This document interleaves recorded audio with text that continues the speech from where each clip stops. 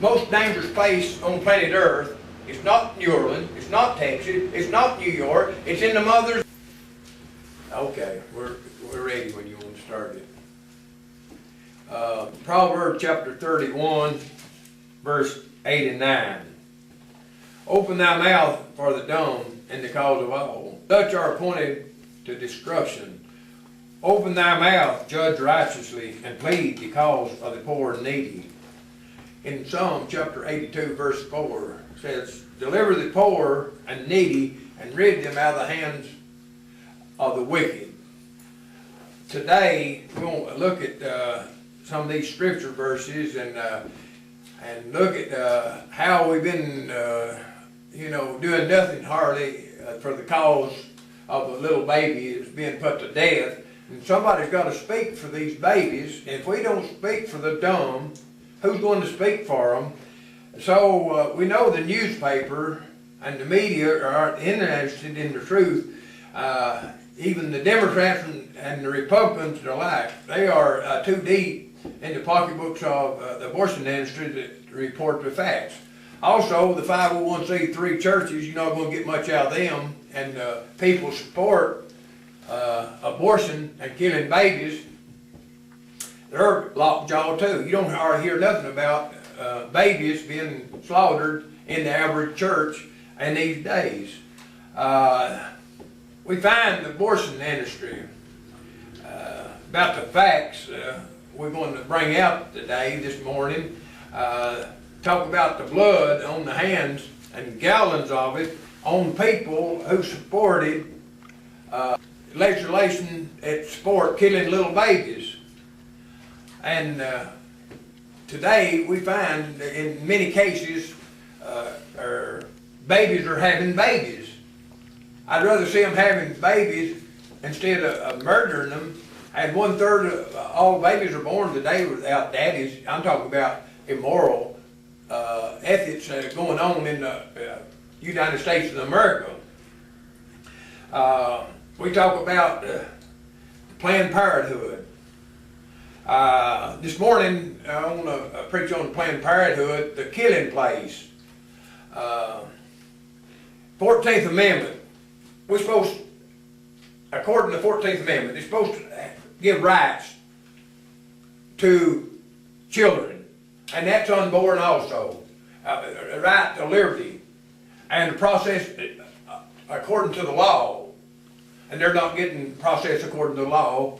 And who's speaking for them? But I think the 14th Amendment, in these days we live in, it's all right for the illegal aliens. I said illegal aliens, that's what they are. And they use it to support illegal from another country invaded our nation. But we won't use the 14th Amendment to open the hearts and the people's mind and for the cause of little babies being put to death in abortion clinics. We don't use the 14th Amendment. Just like in the day we see right now. Babies in the mother's womb, they want to call it a glob, a piece of flesh, parasite, or a fetus. They get mixed up. They cop out on fetus. They don't even know what the word fetus means. In the Latin, it means baby.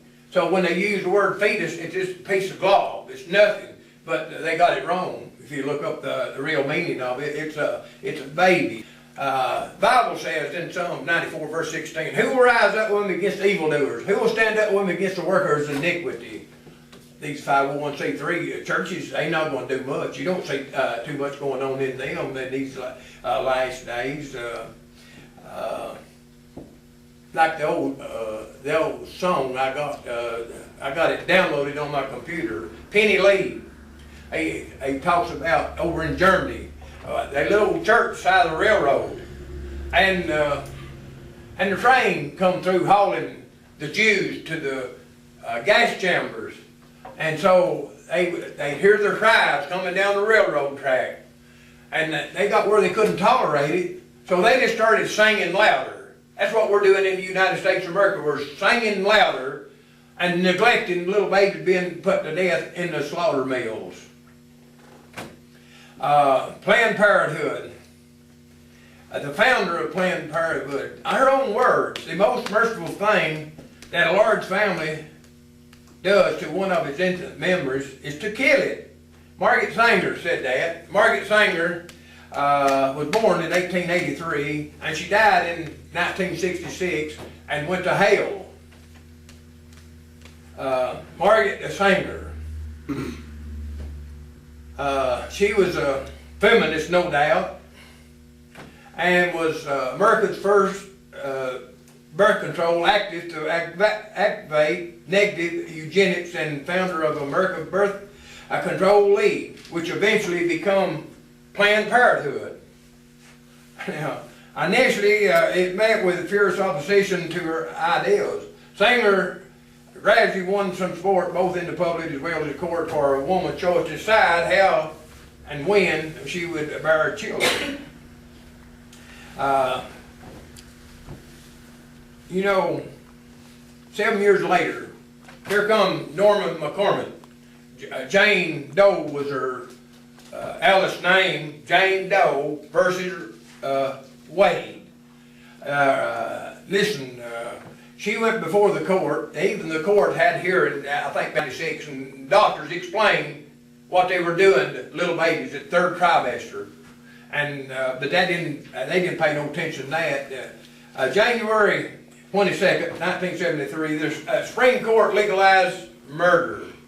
The Bible said, "Be ye wise, you kings, you judges, you rulers, be wise."